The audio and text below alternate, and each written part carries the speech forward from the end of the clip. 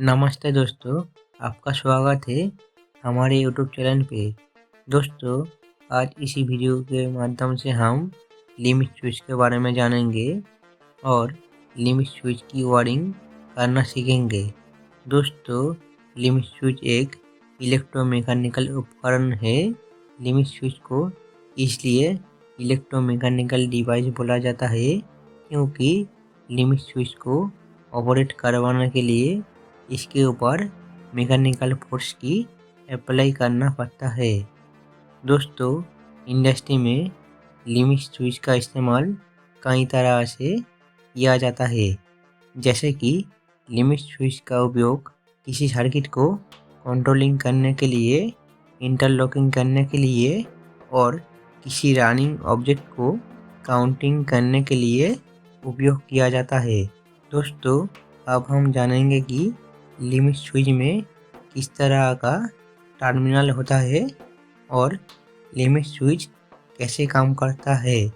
दोस्तों, किसी कंपनी के लिमिट स्विच में 2 NO टर्मिनल, 2 NC टर्मिनल होता है और किसी कंपनी के लिमिट स्विच में एक कॉमन टर्मिनल, एक NO टर्मिनल और एक NC टर्मिनल होता है। दोस्तों, लिमिट स्विच कई तरह के हो सकते हैं। अलग अलग टाइप के लिमिट स्विच अलग अलग जगहों पर उपयोग किया जाता है।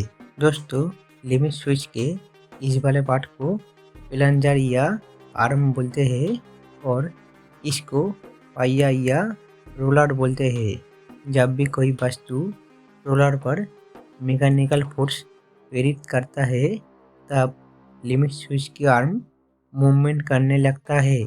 फिर लिमिट स्विच का NO टर्मिनल NC में परिवर्तित हो जाता है और आउटपुट भेजने लगता है। और जैसे ही उसी वस्तु लिमिट स्विच से आगे बढ़ता है, तो लिमिट स्विच के आर्म अपने पिछले स्थिति में वापस आ जाता है और आउटपुट देना बंद कर देता है। दोस्तों, इंडस्ट्री के अंदर किसी ऑटोमेटिक सिस्टम को कंट्रोलिंग करने के लिए, इंटरलॉकिंग करने के लिए और काउंटिंग करने के लिए लिमिट स्विच ठीक इस तरह से काम करता है। दोस्तों, अब हम लिमिट स्विच को कैसे वायरिंग करते हैं उसी के बारे में जानेंगे। पहले हम लिमिट स्विच के माध्यम से एक लाइट को ऑन करना सीखेंगे। इसके लिए एक डबल पोल MCB में face and neutral supply input करेंगे। फिर डबल पोल MCB से फेस सप्लाई को आउट करके लिमिट स्विच के पहला NO टर्मिनल के साथ कनेक्ट करेंगे। इसके बाद लिमिट स्विच के दूसरा NO टर्मिनल से फेस सप्लाई को आउट करके लाइट के एक वायर के साथ कनेक्ट करेंगे और लाइट के दूसरा वायर को डबल पोल MCB के आउटपुट वाले न्यूट्रल टर्मिनल के साथ कनेक्ट करेंगे। अब लाइट को ऑन करवाने के लिए लिमिट स्विच के आर्म को मूवमेंट करने के साथ साथ लाइट ऑन हो जाएगा और लिमिट स्विच का आर्म मूवमेंट करना बंद करने के साथ साथ लाइट ऑफ हो जाएगा। दोस्तों, अब लिमिट स्विच के NC टर्मिनल को कैसे उपयोग में लिया जाता है उसी को हम एक बार वायरिंग के माध्यम से समझ लेते हैं। इसके लिए और एक लाइट लेना होगा एंड लाइट के एक वायर को न्यूट्रल के साथ कनेक्ट कर देना होगा और लाइट के दूसरा वायर को लिमिट स्विच के पहला NC टर्मिनल के साथ कनेक्ट कर देना होगा और लिमिट स्विच के दूसरा NC टर्मिनल को फेस सप्लाई के साथ कनेक्ट कर देना होगा।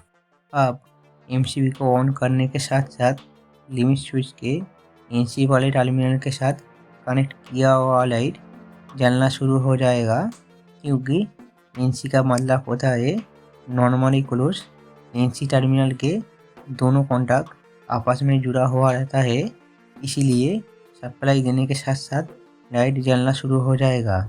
अब यदि लिमिट स्विच के आर्म या प्लंजर को मूवमेंट किया जाए, तो फिर इनो टर्मिनल के साथ कनेक्ट किया हुआ लाइट जलना शुरू हो जाएगा और एनसी टर्मिनल के साथ कनेक्ट किया हुआ लाइट जलना बंद हो जाएगा, क्योंकि लिमिट स्विच के आर्म को मूवमेंट करने के साथ साथ इनो टर्मिनल एनसी में परिवर्तित हो जाता है और एनसी टर्मिनल इनो में परिवर्तित हो जाता है।